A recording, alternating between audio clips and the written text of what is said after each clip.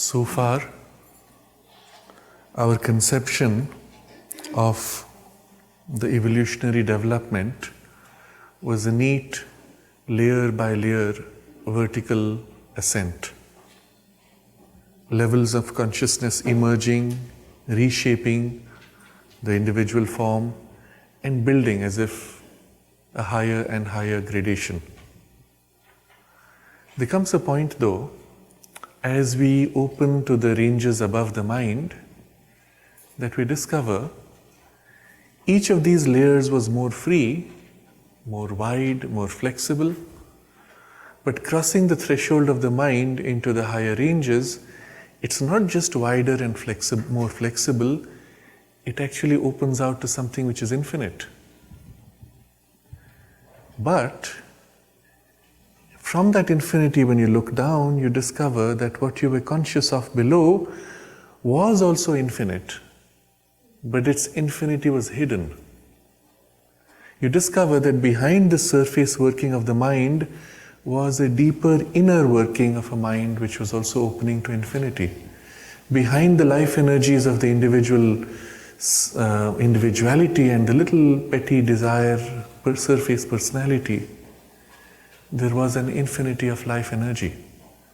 And even behind the narrow little physical body, which is so rigid, so dull, so heavy, there is behind it a kind of a subtler physical body, which is open to infinity. And so, looking down from this now slightly higher poise, we begin to explore these and discover what's hidden behind the appearance. And we get now a more complex picture.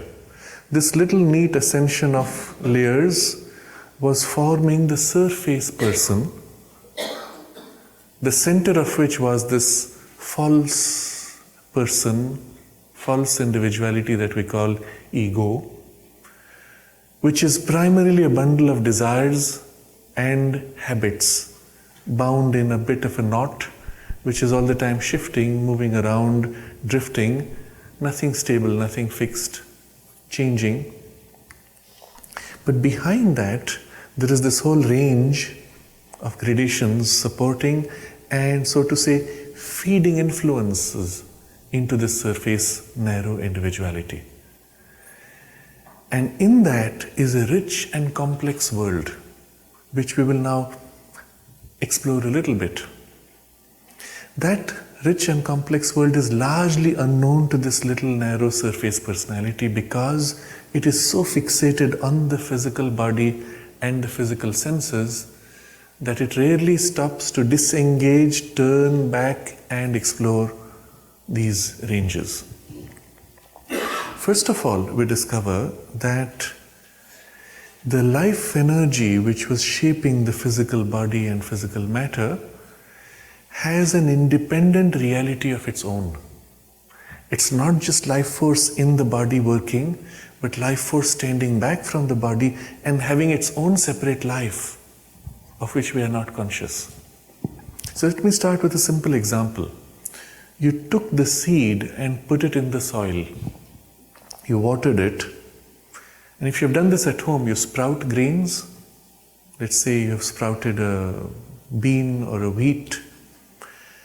Within a few days, the sprout has grown so thick and so large, the shell of the grain has been dropped, it has just been broken and shed, and the insides has been completely replaced by the sprout. What in the new sprouted grain is common with the original grain?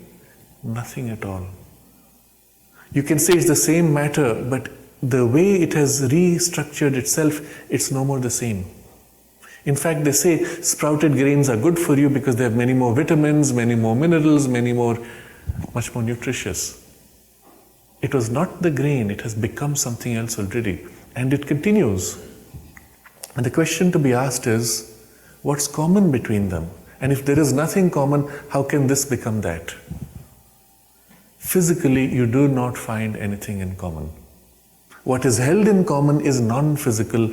It's a bundle of life energy, and I'm going to coin a new term, life energy grain, life energy seed.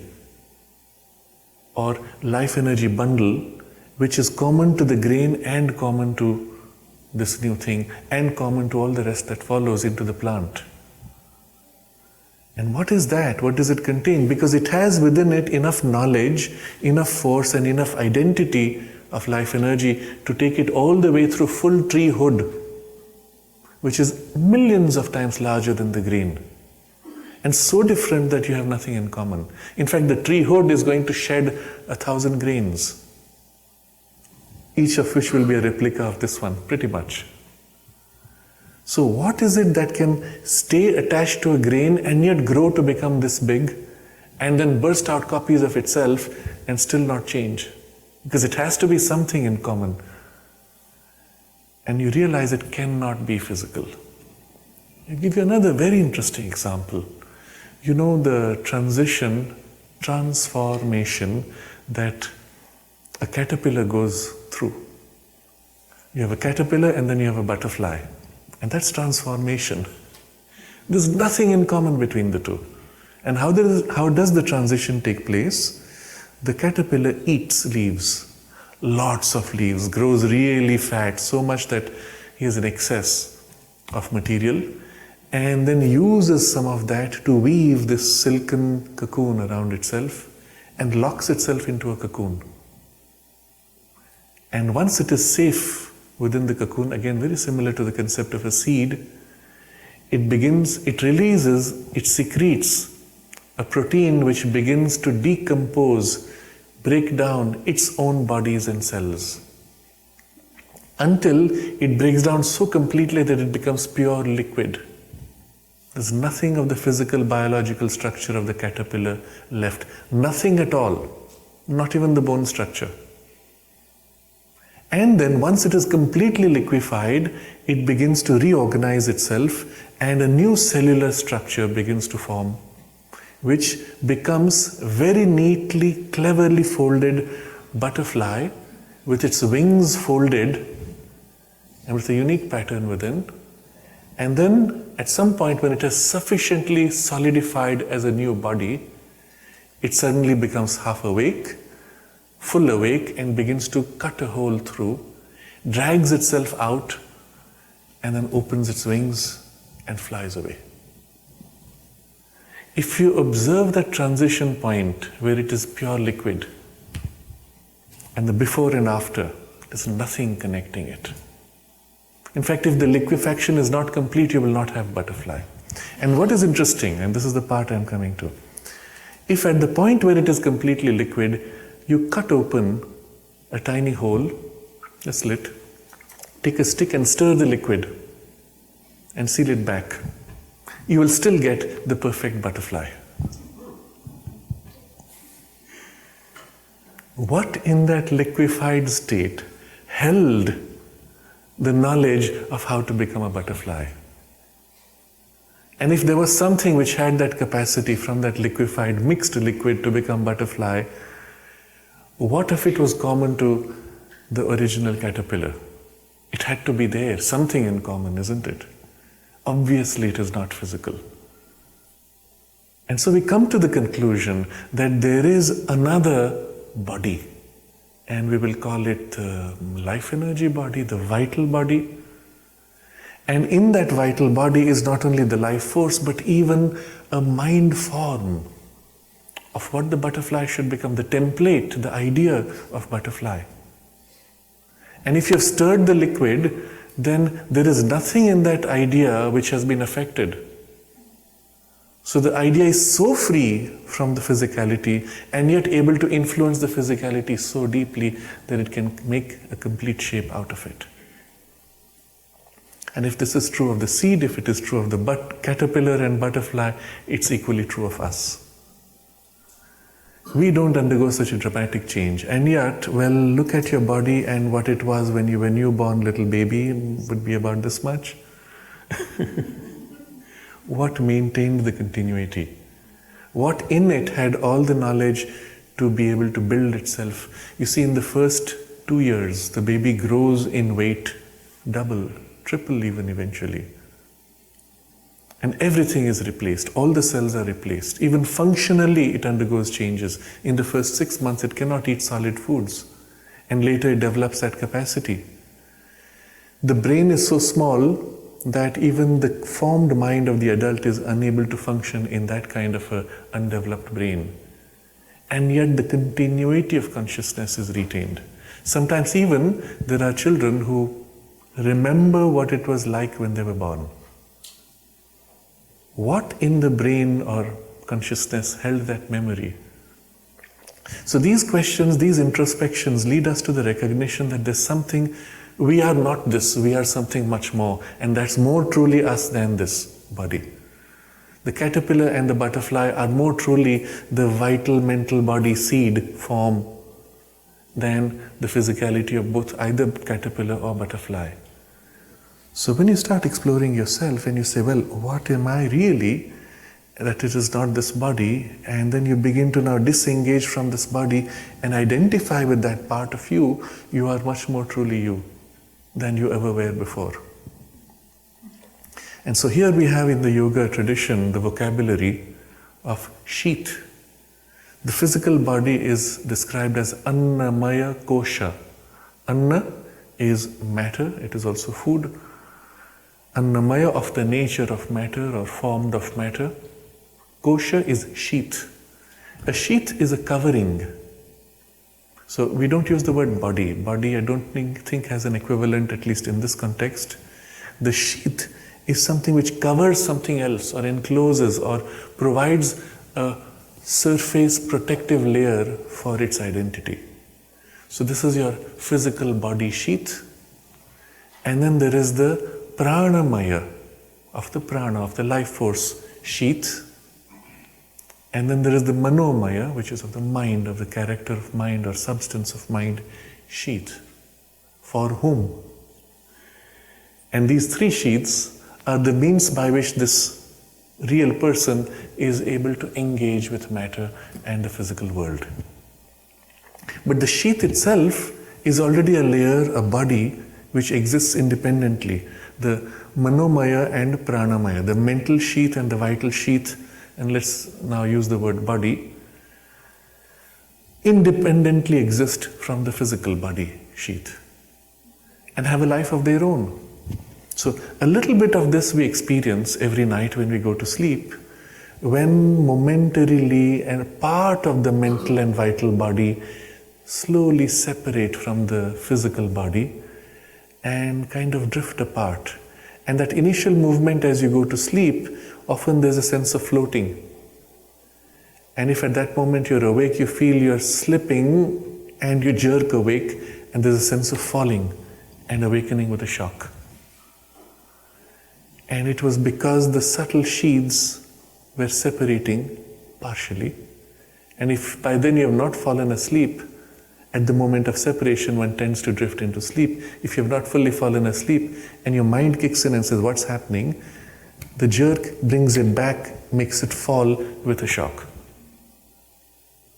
But if you have fallen asleep, then what happens? The physical body is what goes to sleep. That's the you that thinks it has gone to sleep. And then there is the you, much more you, which is in the subtle body, which has not gone to sleep. And in it, things start happening. Three kinds of things. First is the normal thought, emotion patterns, habits tend to rise, but now without the dullness that the physical body brings into it. So if you have in the day, let's say, had certain fears or certain intense emotions, and those arise, you can experience them in the vital body much more intensely than in the physical body. The physical body is what dulls everything. But in the vital body, there's this intensity of emotion that you feel, sometimes so intense, so overwhelming that you may wake up from it. I don't know if you've ever had, almost everybody has had a dream where somebody was there, somebody has died or something, and you're so intensely sad that you wake up. Or you're so intensely happy or so intensely excited that you wake up. And if you remember the point of transition of waking up, You remember the intensity and then it begins to dull as you wake up and get back to your physical body. So you notice the vital body has a very different way of sensing and knowing and experiencing the world in its terms. It has its own senses also. And unlike the physical senses, which are biologically bound to the sockets of the eyes, you look through from here, you can't look on the side, you can't look behind. In the vital body, your sight is a 360-degree awareness of your environment. Very interesting. And that's why in the dream, you don't have any clear sense of turning attention. You're aware of everything. But also in the mental body, which is attached to the vital or part of it which is floating off, has equally awareness in awareness of thought.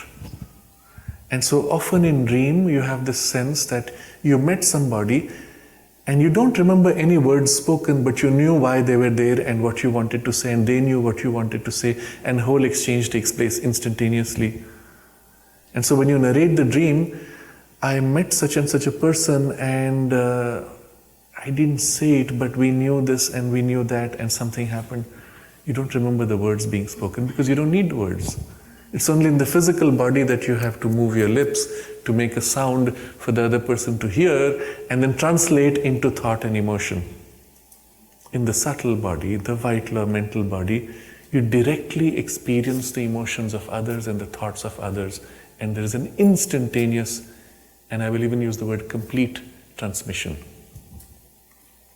The problem of miscommunication does not take place. In fact, the vital body, because it is not as rigid as the physical, is also more fluid, more large. And being fluid, when you meet somebody, there is instantly an identification in some part of the vital body, vital energy, an exchange of energy that takes place, because it's a world of energy, not a form.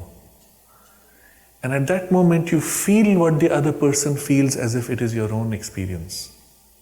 Perfect transmission.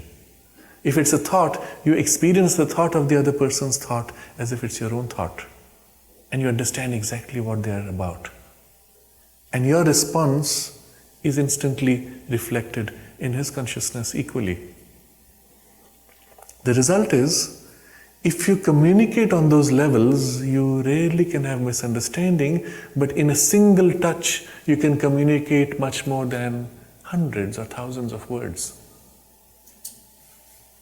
Now imagine a situation where two of us meet and one of us has to narrate a whole set of incidents or ideas or some situational issue.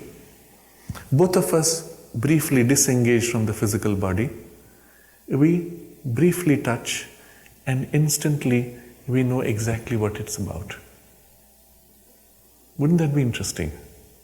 What if we do not have to fully disengage from the physical body because we are now conscious of the subtle bodies and we connect and then a single word is spoken or a phrase, it was good. I come back from an experience, I'm reporting to you and I say, it was good. And poof, in that good, the full experience of all that I've had is instantly in identity transmitted and you know exactly what I have experienced and what I'm talking about. Isn't that great? A single word carrying an entire chapter, not even a paragraph of experience. And this is well within our capacity. As we are, except we have never developed those dimensions of awareness, which are latent, hidden. And as the consciousness begins to free itself from the narrowness of the individuality, these dimensions come into our awareness more and more and grow into. We grow into this deeper, richer, wider experience of the world. Now, if this is the case between human beings, how is it when you meet a flower? So let's say you are aware in your vital and mental body. Perhaps even let's make the situation even more interesting. Aware of the deeper center of the three sheaths, which is the soul, the psychic being. And let's say you're aware, if not living in it, but just aware of its influence, of its presence. And now you approach the flower. What do you experience? Well, with your physical eyes, you're looking at the particular form and color and maybe smelling its perfume. But in your vital body, you meet and experience the contact with the vital body of the flower.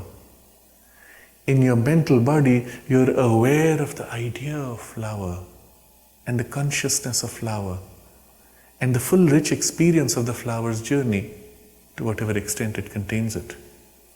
And deep within, in that part which resonates with the soul's presence, you experience the psychic presence of the flower. As precisely, as intimately, or more intimately even, than you could see its physical form with your physical sight. And then you can even describe what the flower expresses, what the flower experiences, what it gives. Those of you who are familiar with this idea will immediately recognize how the mother named the flowers by their psychological and spiritual content. That each flower, whatever its physical form and shape, is in fact, in essence, a psychic consciousness, a soul consciousness turned towards expression in form of flower with a unique quality or a unique psycho-spiritual vibration or purpose of what it represents or expresses.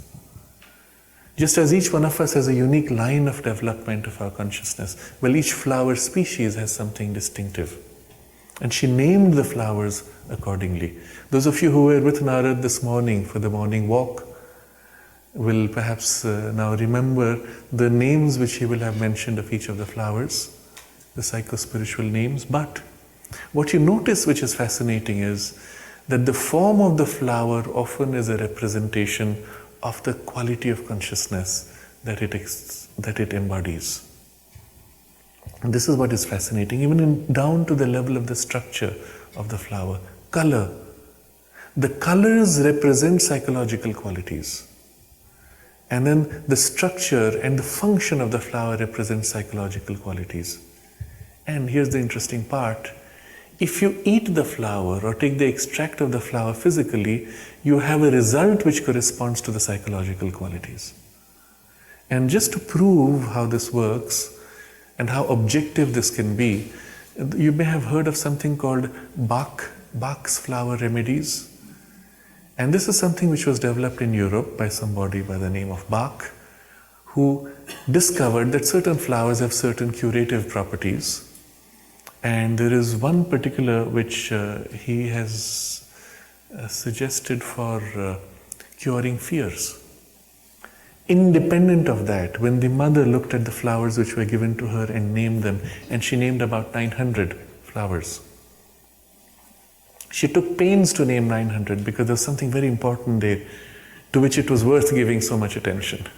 Well, the flower which corresponds to Bach's remedy, she has named courage. Bach independently finds this flower helpful for overcoming fears. Interesting. And so these psychological, spiritual, soul qualities of the flower are something which are extremely effective physically, even in their medicinal result. But they have equally psychological results. When you breathe or when you're in the atmosphere of the flower, it radiates that particular vibration in the environment. And if you recognize that the vital body and the mental body are not so rigidly bound to the form, there is an expansion of that influence in the environment. Like a perfume. In fact, the physical spread of the perfume is only a physical representation of the vital influence spreading into the environment. Interesting. And now when you look at the flower from a distance, you already begin to feel its influence because you are sensitive on that level. If you've ever had this experience, somebody walks into the room, you briefly look at them and you already know, this fellow's angry, I'm going to have a hard time. You ever had that? Or the person walks into the room and suddenly the whole atmosphere changes. You have perhaps not even fully looked at them, but the impact of their presence has hit you at a distance and shaped and changed things. Why? Because of that vital expanse of consciousness, which is well beyond the range of the physical body. I remember once, it was at a time when I was particularly sensitive. I was working in one of the departments of the ashram, and suddenly I feel a particular vibration, and then in my mind the association of that vibration comes up. Oh, it is such and such a person whom I have not met maybe in 5 years, and there she walks in after a few seconds. At the time when I felt it, she was behind the wall, and the aura obviously penetrates through the wall, your vital expansion. I'm using the word general term. In the Theosophical tradition they call it the aura. It includes the vital, mental, and maybe even other influences that had already crossed through and come into that space, and a contact was made. If I was not conscious, I would not have known, or perhaps it would have reflected in my thought as a memory of a time meeting that person, and then she walks in, and I'll say, oh, I was just thinking about you. Has that happened to you? You're thinking about somebody and the telephone rings, or they walk in. It's actually not that you were thinking about her. You felt the contact of the presence of consciousness in your subtle body, which evoked in your surface narrow individuality the memory or the association. You began to think as a result of the contact, and then the physical contact followed. Now, when you recognize what's really happening behind the scenes, and when you begin to observe and analyze, you discover what a fascinating world it is. The mother explains how not only the vital body can expand, or its influence can expand a much larger space, the mental body is even more plastic. And she says all you need to do is think about a person, and already a part of your mind is reaching out and in contact. Interesting. But it's out there. Let's say the person is on the other side of the world. You think about them, you've made a contact. But where? Is it a part of you stretching out and traveling now, 10,000 miles to make a contact? No, that's not how it works. It's not the physical world, remember, it's not physicality. In the physical world, you have hard, rigid form and separation and distance. The moment you move into the vital world, in the vital body, already the form does not have this rigidity and binding. Everything is in terms of energy fields, energy qualities. And so when I remember somebody affectionately, it is the affection which brings the person close in contact. And so there is no physical sense of distance. Things are not in terms of form and distance of form. They are in terms of affinity of energy, familiarity of energy. So I remember when I remember my grandmother, let's say with affection, as if a part of my energy turns and instantly there is a contact, because the vital world is domain of energy, not of form, and so the affinity is what makes you close or far. If you've ever sat next to a person you don't like, or you don't have much in common with, you may be physically next to each other, but in consciousness you're far away. And that's how it is experienced in the vital. Somebody with whom you have no affinity, no alignment is far. Something with whom you have affinity and alignment is close. That's all there is to it. And if this is the nature of the vital world, the mental world is even more flexible and fluid. There it is alignment of idea. The very thought of a person is enough to make the contact instantaneously. And that's why in the dream state, you have these strange descriptions where you say, I was in such and such a place, and then I turned, and then I was in somebody else's house. It doesn't matter where you are physically. It is the affinity of consciousness, of emotion, which makes you close. But this has massive implications. When you do a Skype call, let's say I now do a Skype call with my grandmother who's on the other side of the world, there's a physical picture, which is nothing but electrical light signals on the screen, being translated to electrical light signals on the other side, and there's just exchange of electricity in between. Not even electricity, it's converted into electromagnetic waves bounced off a couple of satellites. There's nothing physically linking it. And yet, as I begin to relate to her, talking to her, suddenly I feel emotionally connected as intensely as if she is right here in the room. I feel her presence physically. And after I have said bye and I have disconnected the call, for a while that presence is still there and only gradually fades out. And as I am feeling this, she is feeling the same on the other side. And it's not that we have created two separate images in our space. We are actually meeting each other. I am meeting her, my vital energy is meeting her vital energy right now. There is no representation like in the physical screen. The representation is needed only for your physical body and physical senses to help tune in your emotional and vital consciousness to make the connection. Now you see the implications of this. You could knock out the physical component and directly connect. Simply remembering her. I was sitting remembering her and suddenly I felt so close. And maybe later I get a phone call and she says, you know what, I was feeling you so strongly I needed to call. It's as simple as that. And this is happening all the time. Not only that, it gets even more interesting. Let's say tomorrow you have a meeting with somebody. And let's say it is a meeting which has created within you a little bit of tension or expectation. You're going to meet your boss and make a presentation upon which your career might hinge. And so in your mind there is already this thinking dwelling upon that connection and the meeting. And all the anxiety which you have is, a large part is in the physical body tension, but its source is in the vital body. But you're thinking on some level of your boss. And in that thinking, feeling, a connection has already been made as if your boss is next to you. Now imagine what's really happening there. You're meeting your boss right now while you're anxious and throwing this anxious energy towards him. He physically may be busy in his work, but in his vital body he senses the anxiety.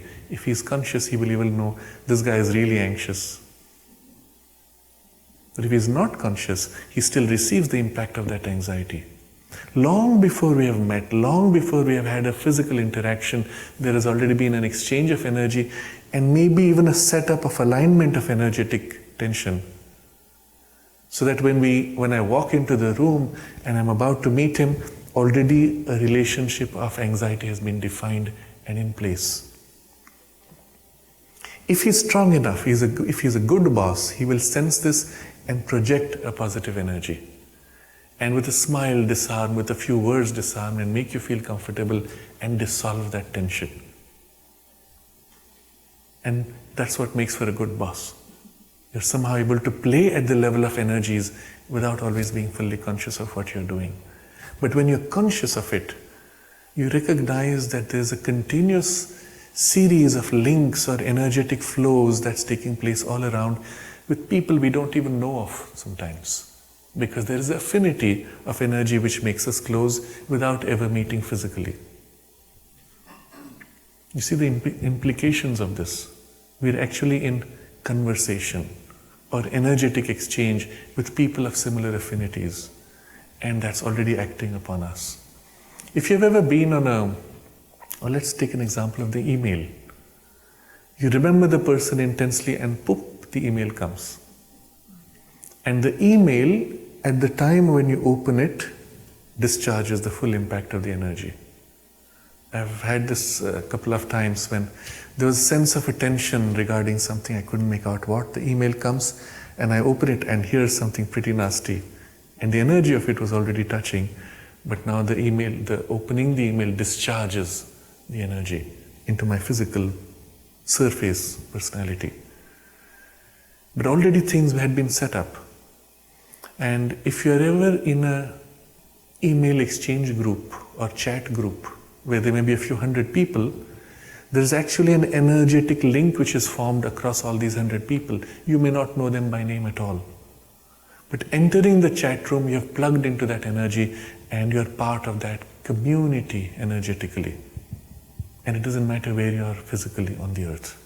So the internet has actually opened to us a physical means through which we can experience this much more directly, externally. But what is already happening on an inner level has got represented physically. There's already an inner net, not internet. The inner net of vital connections which are already there, even mental connections. And more deeply, even at an essential level, soul connections. All of these make for a universe which is at least a dozen times more complex and more complete than the physical little world in which we live. Sri Aurobindo points out that on these levels often so much happens which determines the outcome in the physical space. And I'm going to give you just one example. Let's say we go back to the example of the boss whom you're going to meet. On that inner level, the night before the physical meeting, there's already been contact, there's already been an exchange, and certain things have been set rolling. The decisions are already made, which the boss is not conscious on the surface part, which you are not conscious on your surface part. When you meet, what you experience is an unfoldment of what was already determined there. If we can become conscious of what happens there, if we can begin to intervene on that level, we can actually influence outcomes ahead of time. We can even recognize and set this pattern in place, and then you say, I don't care what happens, it's going to happen physically, eventually, because on an energetic level, it's already done. And so you find these very unusual statements. For example, from Sri Aurobindo in 1934, one of the disciples comes to him, and that was a time when India was under colonial rule. Many of the disciples were freedom fighters, and one of them says, I'm always bothered by this whole situation, and I cannot concentrate on my spiritual purpose without some conviction of that freedom ever being acquired. And then Sri Aurobindo makes a statement, and he says something so decisive. He says, as certainly as the sun will rise tomorrow, India is going to be free. Because it's already done there. And then he writes in a different letter, he says, I'm more concerned with what India will do with her freedom. And he's looking ahead, and he writes, Bolshevism or Gunda Raj, things look ominous. And as you know, India actually went perilously close to a communist framework, and then a kind of a compromise was made in a socialistic framework, which had all the problems which come with it.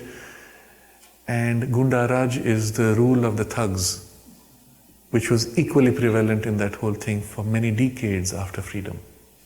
It's only now beginning to change, really. But he foresaw this. How? Where? Where is it happening?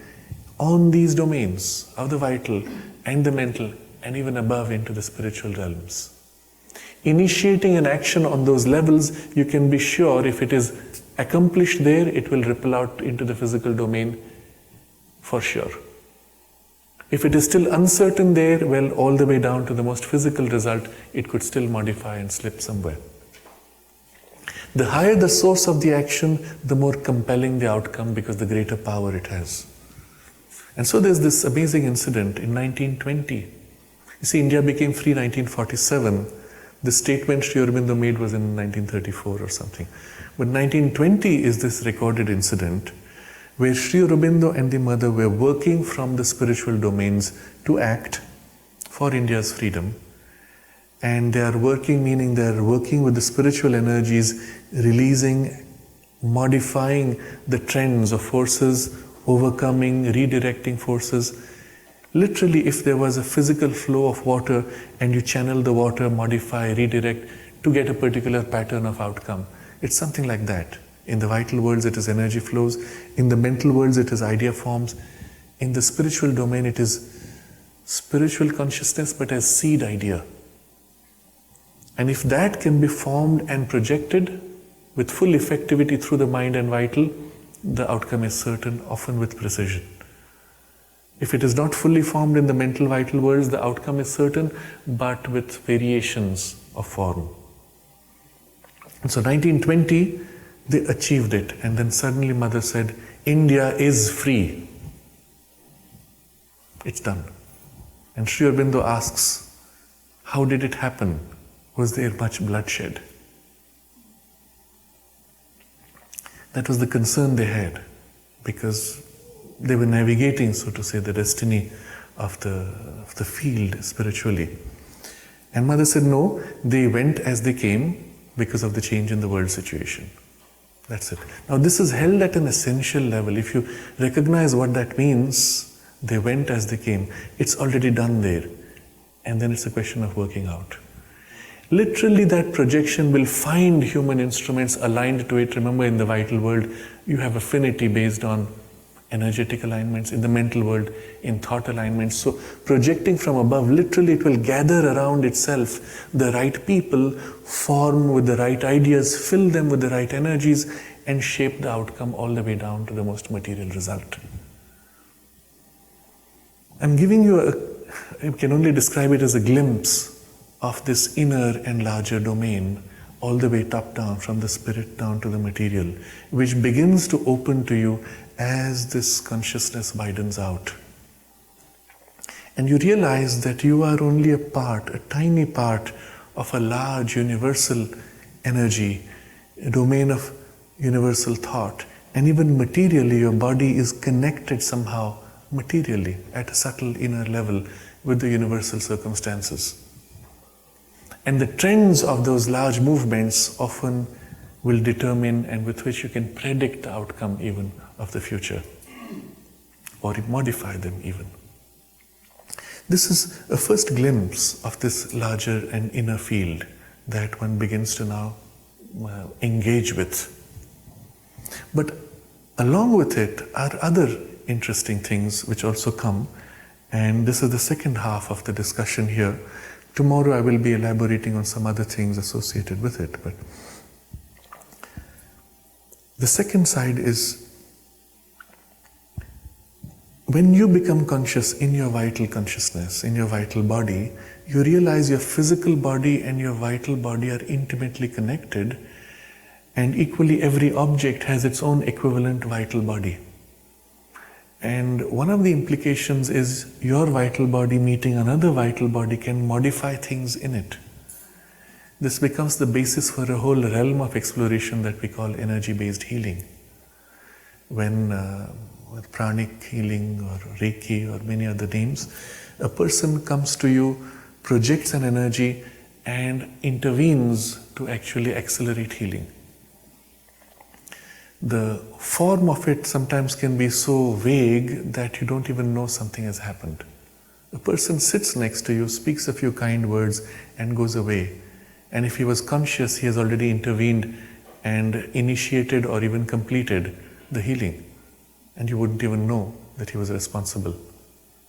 But otherwise, generally it takes a more dramatic form where the person raises their hands, places their hands, touches, or whatever the forms you have seen. Sometimes they'll put little crystals and all kinds of gimmicks which only help to channel or focus your attention or the energy flow, none of which are actually needed. I'm going to share with you a few examples of this, which I recently came across.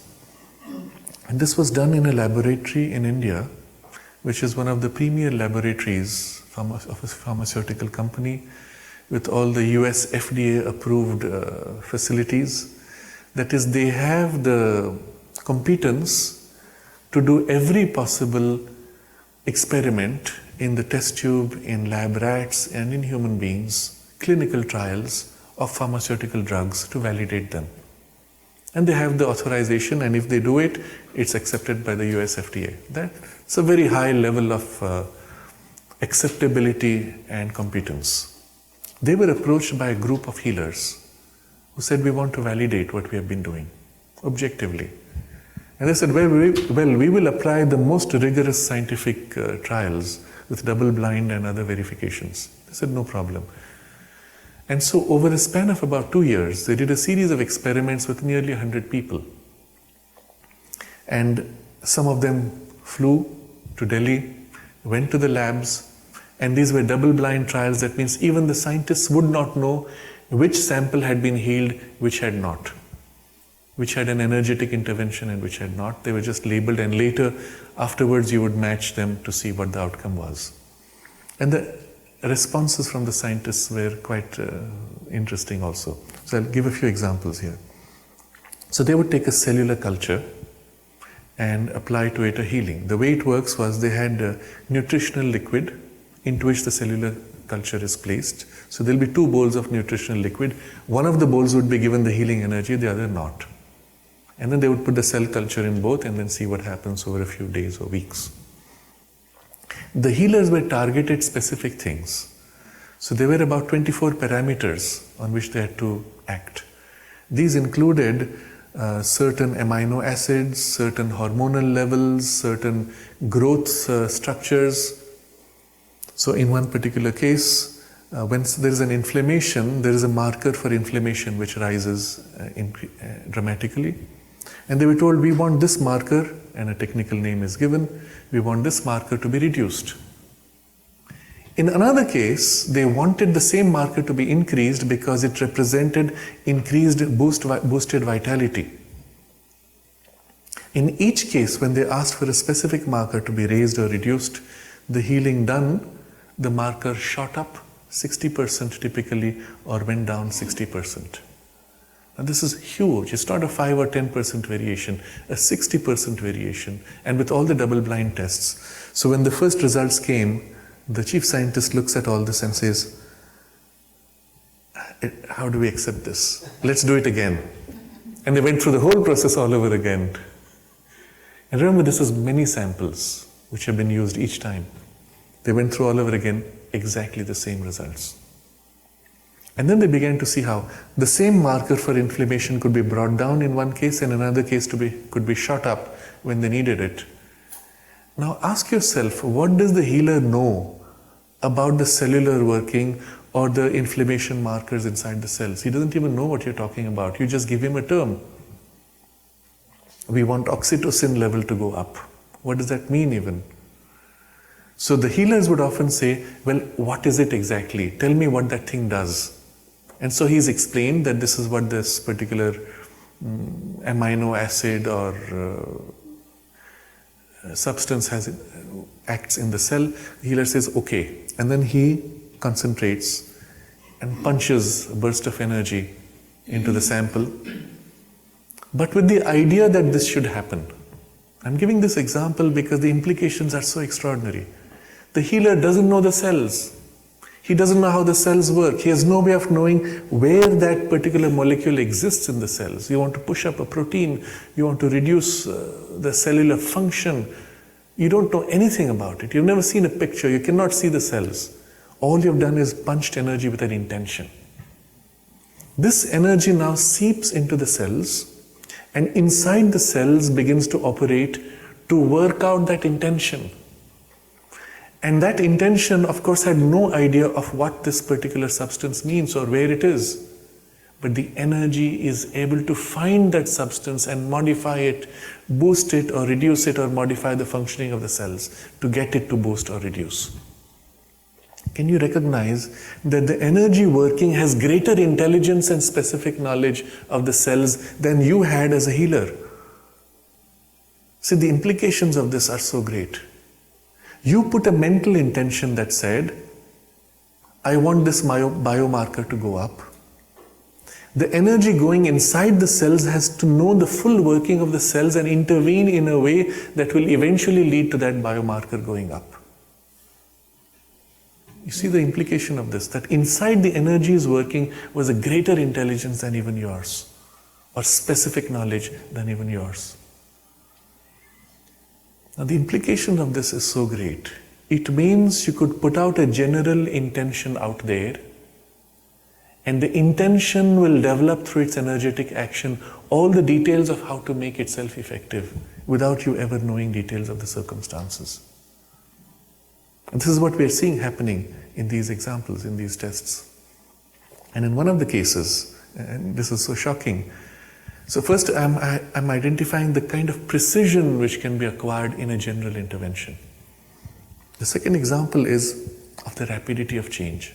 So here were neural cells, neurons from the brain of rats, in which the goal, the intention was to boost the connections between the neurons. You see, between two cells of the neurons, there can be up to 100 connections even. And you just want to boost the number of connections. Now this is actually relating to intelligence, by the way. When you study and learn new things, the cells themselves do not change, but their interconnections grow and change. And of course, if you're learning a lot, then even new cells are created to fill in for the insufficiency of the connections.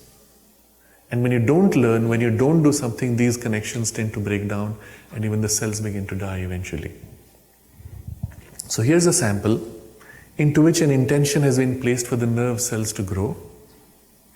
Now comes the next step in the lab. The energy has been put in one sample and not in another.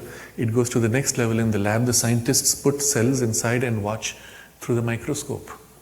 And what was astounding was within 1 to 2 minutes, they could see the nerve cells growing out connections and joining connections. Within 1 or 2 minutes. Again, the implications are staggering. Remember, these connections relate directly to increased intelligence. If right now in your brain or the rest of your nervous system, you were to punch this life force with that intention for them to grow more connections, within 2 minutes, the actual physical growth begins to be visually measured and stays. And the scientists were so surprised, they took it out of the sample. Remember, there's an energy base into which you put the cells. They took it out and the growth stopped. They put it back, it started again. Took it out, it stopped.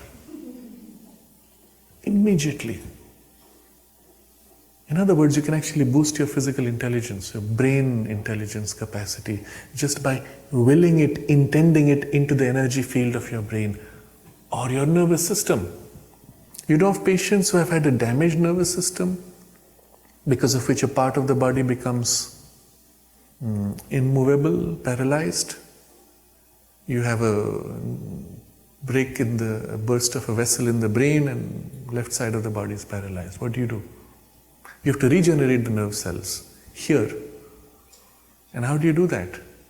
Intention, and the process starts. Now it can be the intention of the person wanting to do it. It can be the intention of another person wanting to do it. Putting the energy into you. It will be equivalent. Very interesting. So you are busy thinking, oh, my left hand is not moving and I'm trying to force it to move. Putting energy into the arm, that's the wrong place. You need to put the energy there where the nerves are broken. Now remember, the intelligence in the working of the energy is more than what you have. And so without knowing specifics of where in the brain is the damage, you could punch a burst of energy with the intention that wherever there's the damage, the brain should regrow. And it will initiate the growth within 2 minutes. You see, the implications of this experiment are so great.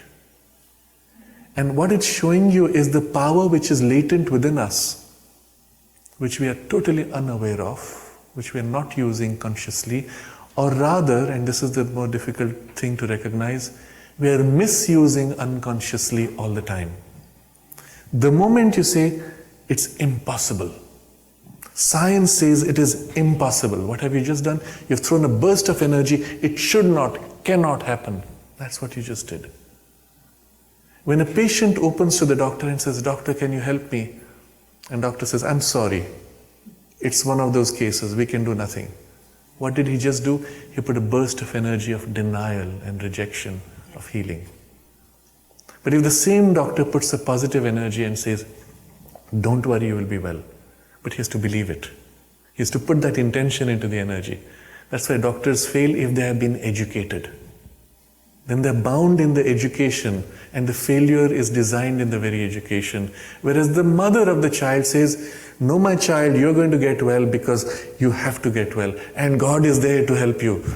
Well, whatever the faith she draws upon, she brings that extreme positive energy burst, and the result happens. Often in contradiction with the doctor who says it's impossible. The doctor may see a report that says, "Oh, she's improving so fast. How can that be?" You've just put a negative energy with a negative intention.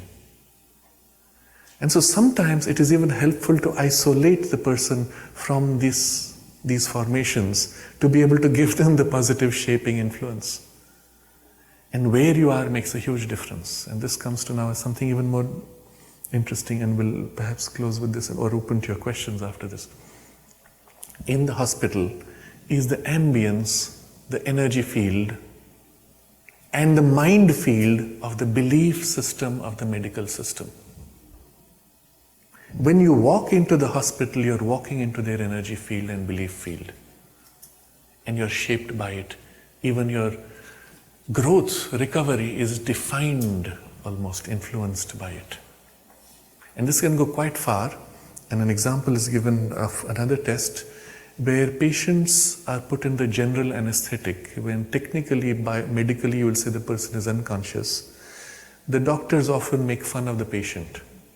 They're operating, they're just having fun. Unfortunately, the culture in the operating theater is very low. But it goes all the way back to medical school, where they're making jokes about the patient and thinking the patient is unconscious. What does it matter? So they make crude comments of their biology or their illness.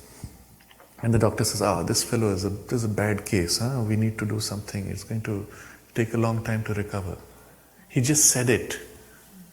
But at the inner level, it's all being registered. Almost like a post-hypnotic suggestion. Except it's not hypnotic. You're actually infusing that intention into the person. And so this was a series of experiments done where doctors were told to make negative comments. So a patient with a pretty normal case, where you normally heal within 2 or 3 days, the doctor was told to make comments like, this is going to take weeks to heal. And it so happened always. And the other cases where it normally was a complicated case which would take weeks, they were told to say, this will be great in a few days. No problem at all.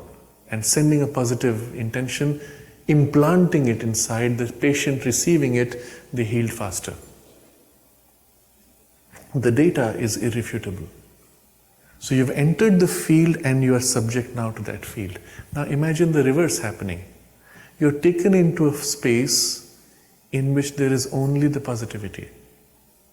And this is where you have those miraculous cures. You've heard, what are the famous places? Lourdes, waters of Lourdes, for example, known for miraculous cures. And so you go to there, you dip into the water, and somebody who's been limping comes out completely cured. Doesn't happen to everybody though, but quite a few remarkable cases. What is it there? There's an ambient field of energy and idea of the well-being, of healing, into which you approach with your own intention and your ambient field and idea, with the faith that it will happen. And you enter into it, there's an alignment of the faiths, and the result takes place rapidly. If you go with doubt, let's see if it works, maybe I can try it out, after all other things have failed, and you get partial cure. There's somebody, it was in the ashram, he had gone to some healer, he had an ear problem, and the healer said, I can cure you. And so he took mother's permission. Mother said, okay, go ahead. So he goes, that man pushes in sacred ash from his pujas into his ear until it presses really hard, and says, now you'll get cured. And the fellow comes back and he said he had a 90% cure. So he asked the mother, how is it that it wasn't complete? And mother said, because you still had that doubt that prevented it from being 100%. And so on the patient's receptive side, and on the other side, on the healer's side, the ambience and that particular alignment of thought and energy is so important. And this goes down not only in normal cases of medicine, but it goes on right now in your body. In the normal regeneration of the cells which is ongoing, all our bodies, according to the Ayurvedic tradition, which is now confirmed by modern science, every 7 years, all the cells are replaced. Each cell has a lifespan. So, the skin cells last a few days, and bone cells last a few months and sometimes years, but they are replaced by new cells. Now, if you have an injury and there's a scar mark, all the cells of the scar have been replaced every 7 years. So why does the scar remain? What holds the shape of the scar? And that's not in the physical body, it is in the vital and mental body. The memory of the injury, the conviction of the scarring needed is held there, and so the new cells are fitted into the scar structure. Or if you have an illness, functional illness, the new cells which could have overcome it are shaped to replicate and continue that functional deficiency. So I'll share with you a personal experience. When I was in kindergarten, must have been age 5 or so, they had this, on the shorts, they had a metal buckle with sharp pins, and it had not been properly closed, and while walking, it made a little cut on my left arm. And the scar remained. I grew from age 5 through all the years. The scar was distinct, clear, and late into my 30s. At which point I was going through some of these explorations, and I said, well, this should not be. Why is it repeating? It should not be. And something happened during that period when I consciously tried to get free of the memory of it. A couple of years down, one day I said, well, let me check, where is the scar? And I didn't remember which arm it was. So I checked both arms, the scar was gone. But I couldn't remember which arm it was. That's when it happened. When the memory, subliminal memory, in the inner part of the mind and vital, when that memory was erased, the physical body followed.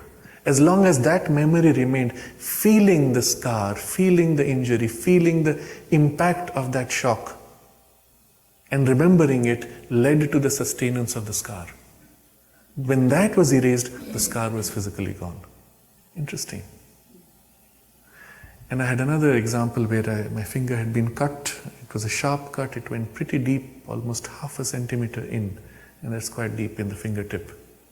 I held the tissue together, and with a conscious intention to not accept the reality of the injury, but to hold the reality of the completeness of the fingertip. I held it for a few days, but it was sustained. It needed and sustained effort. At the end of those 2 days, at the end of the first 2 days, I could already feel something had changed. But I held that point down maybe a week, I think, I don't remember now. Then I could leave the finger, and there was a fine mark which also faded out, no scar left. Now I don't remember which finger it was. If I go by memory of how it was, because I was tearing off a tag from the luggage, I think it must have been the right finger. You see, I've forgotten which one it is, but there's nothing left. Down a couple of weeks, it was completely gone, totally healed. But it needed effort, it needed that sustained working on those other layers to lead to the physical result. So broadly, this has been an exploration of this inner dimension of the inner vital, inner mental, and to some extent the inner physical, and how they affect outer circumstances of our life, interpersonal relations, and even outcomes, and now down to the physical body and its shape and form and healing process. So this is a broad framework I have shared under the overall title of this inner powers or inner faculties which are there in us undeveloped, which we become conscious of and can develop. And there's a second part to this discussion which I will be taking up tomorrow, where I will look at how these senses also, the inner senses, can look beyond. And that will be a different line of discussion. So we can pause here and take up any comments, questions. Yeah. Do you have any thoughts on how the butterfly transformation can be correlated with the supramental transformation? The question is whether how the butterfly transformation can be correlated with the supramental transformation. In the butterfly, the transformation is primarily held by the life energy. The life force and some element of the mind idea which is behind the butterfly is responsible for that transformation. In itself, it is still physical substance, bound to physicality. Maybe it becomes more subtle, more light physical substance, more conscious perhaps to some degree, but that's about it. So recall in yesterday's discussion or this morning's discussion, we spoke of the transformation from life force, from mind, and then from intuition. But this is going only up to the level of the mind, that the form of the butterfly and the idea of self of butterfly has changed. In the supramental transformation, it would be a still greater power which would change the very sense of I and the very texture of the consciousness. And its particular character is of infinity. And so that will be of a far greater scope, not just of form and the consciousness associated with the form, but something even more deep. The tissue itself would become fundamentally different. And you see how in our physical biology, the tissue was plant which you have been eating, which was rock which the plant has been eating. But from this, if the tissue could become substance which is divine in its very substantiality, that is how the physical transformation by supramental consciousness would be like. The tissue itself would know its own divinity. Right now it knows its own awareness. It would know its own divinity and would know its true relation with the divine at the level of the cells. This is somewhat far away from where we are today, but we can get a sense of what it could be like. Yes. When the life energy acts on the seeds, does it work differently on different types of seeds? Yes, so when the life energy acts on seeds, does it work differently on different types of seeds? If you look at the flower, the shape of the flower is a unique representation of the life energy content and even the soul content of it. And the same is true for every biological form, every species even. So there are two components there. There is the life force which has now got into a certain rhythm of the species consciousness and the species behavior which is sustaining the form. Behind that is the idea, and Sri Aurobindo uses this term real idea as distinct from mental idea. You see, the mental idea has a form, has an intention, but does not have the compelling character. It can at best influence. But if you go behind the mind to that level of consciousness, which is supra-mental, what the supra-mental conceives has not only knowledge but also power and effectivity which goes all the way down to the most material. And so there is as if a template of the divine creative consciousness which conceives of this particular animal or this particular plant. And in that is the full spread of possibilities of how that plant can develop, how that animal can develop, all the things it can do, the way it feels itself to be. And it is that which is the seed behind the species. So there's a life force which is doing its thing under guidance of this overall imprint, which guides the life force and even the consciousness behind it. Life force is still the primary driver for the instinctive forms, but this real idea behind has put the life force in a particular template of behavior. And every now and then, when the life force is unable, the instinct fails, there is an influence which comes from within. If there is an individualized soul, or from the species consciousness, or all the way back to the real idea, an influence which nudges and reshapes the patterns of life force to create new habits and new rhythms. And this is the reason why you will see animals which have contact with human beings often change in some of their instinctive patterns also. And a few generations down, they can become quite different.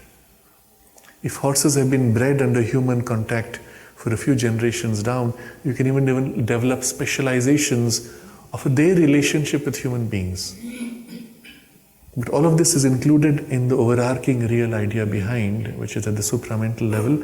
But at the vital level of life force, many modifications have taken place. Mm-hmm.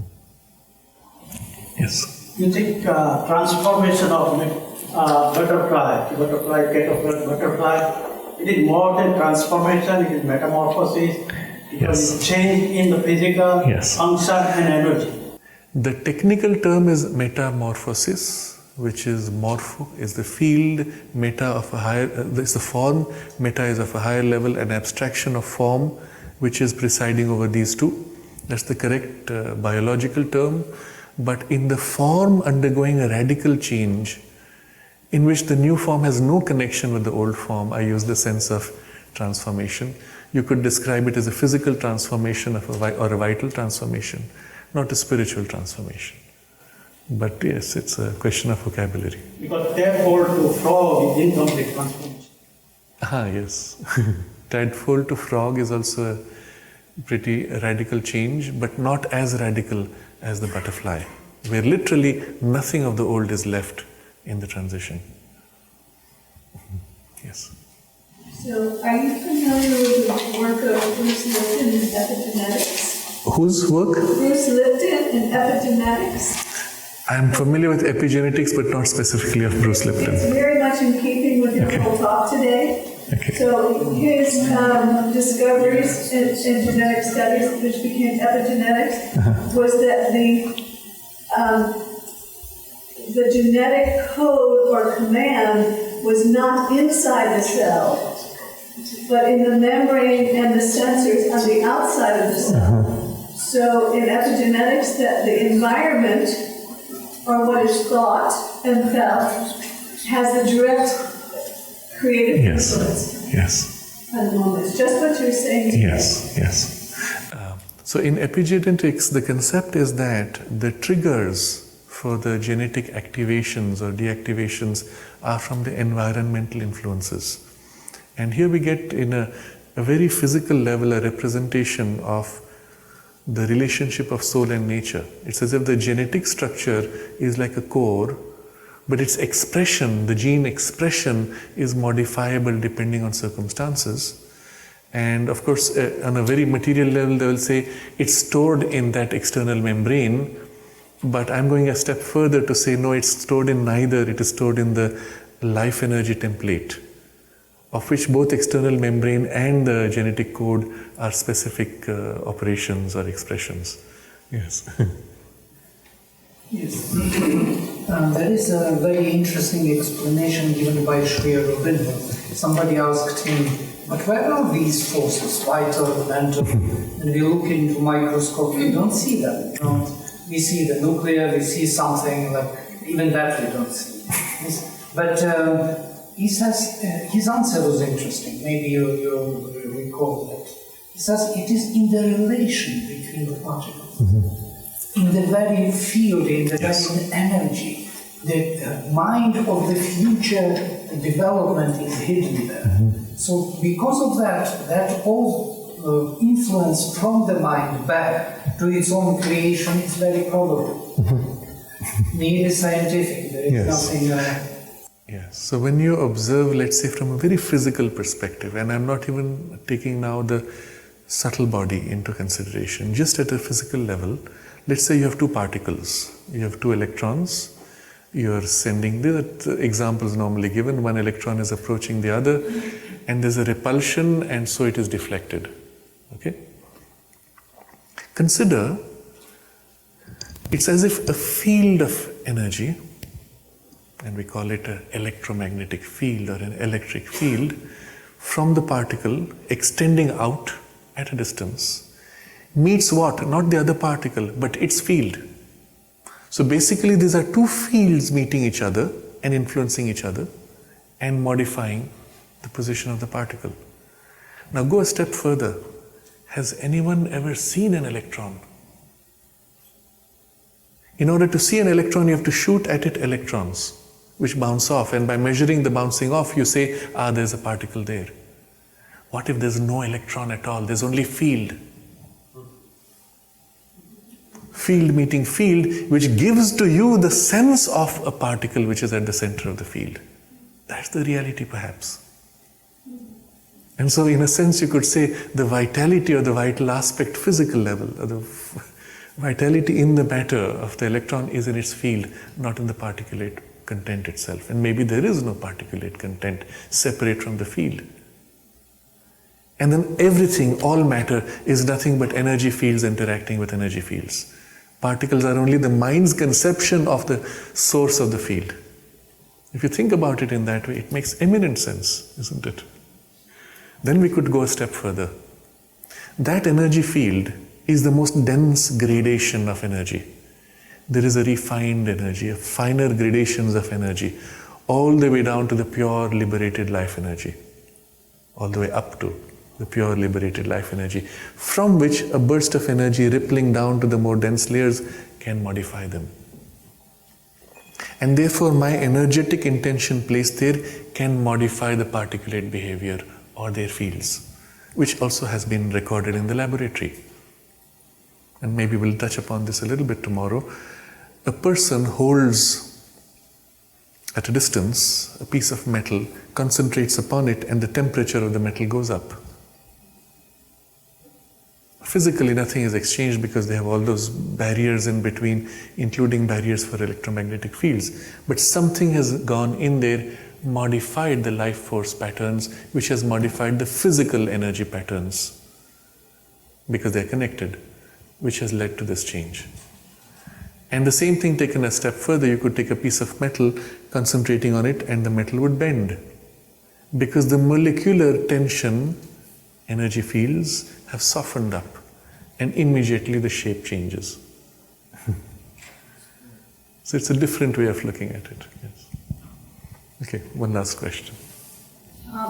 When there is a brain insult secondary to the intracellular hemorrhage or infarct or something, the cells are dead, right? And then you mentioned that if you infuse the energy, it can regenerate, and if the patient is paralysis or something, it can start. Yes.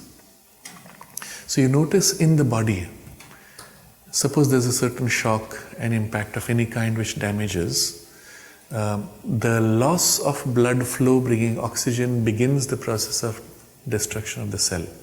Separate from the physical injury, which may destroy a few cells but not all. It's rather the loss of energy flow which was feeding the cells, which is leading to their decline. But the cells don't take very long, they don't die instantly. They take time to die. So today there's even research that says after the human body is technically dead, there are a large number of cells, including brain cells, which stay alive for a few days after the biology has shut down, basically. And this is a fact, a physical fact. So even in the brain, if there's a damage, and not all the cells die instantly, if at that point one can push in enough revitalizing life force, without the blood flow providing sufficient oxygen, the life force can provide what is needed to keep those cells sustained enough that they don't die. And this is doable. Again, one can demonstrate this in the lab. Second, there are other cells now which immediately begin to kick in to regenerate, to replace the dying cells or the dead cells. Who controls that template? Who activates those cells and teaches them to grow in a particular direction? So if there's a cut, how is it both sides of the cut know that they have to grow cells in the direction of the cut?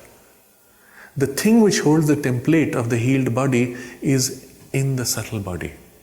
It is that which activates the cells. It senses breakdown of energy flow, puts in this will, pumps in energy, starts the process, and guides the cells from both sides to eventually connect and join. So if on the template there is damage, then the joining will be ineffective, distorted. If the template is held, then the physical healing will inevitably complete rapidly, also completely. And that template is primarily in the energy, vital and mental bodies. And is a part of the vital and mental bodies that plug into the physical. And if you can protect that somehow, then you can ensure a complete healing, even if it takes a little time. And finally, and I'll end with this, in the example which I gave earlier of the tests which were done in the lab in India, the most astounding part for the scientists, which now for us will be obvious, was there was one of the healers in the United States who said, look, I would like to come, but I'm too busy. So let's do the healing over Skype call. And the scientist said, this is so outrageously crazy. But they had two laptops, one which had a Skype call with this person across the earth, the other which had a webcam projecting something, there was a control. And they put their test solutions, and there was a Skype call for whatever 10 or 15 minutes where the person concentrated and projected energy. which, we will say it came through the screen. No, it didn't come through the screen. The screen is only a link point for our mental awareness. It was energy meeting energy directly. That's how it is in the vital body, in the vital world. So distance does not matter. Okay? And it had exactly the same result as if the person was in the room, in the final outcome that they had. And so what I want to say is, in this case of the healing in the biology, let's say damaged cells healing, the goodwill which is being sent to the person by others is having as much effect as that person's own holding of the positive intention. So you can make a huge difference, and even if it's just you, if the goodwill that you pour, even at a distance, is so much greater as to overcome the negativity of the people around, or even that person's own negativity. But it has to be strong. But if everybody, all of us, combine in our goodwill and positive intention and deep conviction, we can infuse something which will enormously speed up and even produce sometimes miraculous results, even sudden, rapid healings in minutes or seconds. But now the rationale of it is obvious.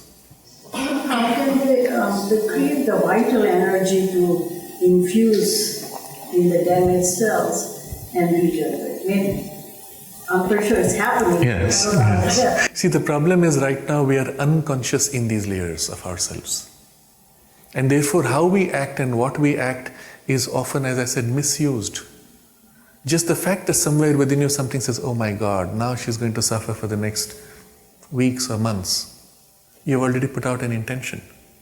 And if you're emotionally closely connected, you've just affected the person even. Not just casually, but now affected.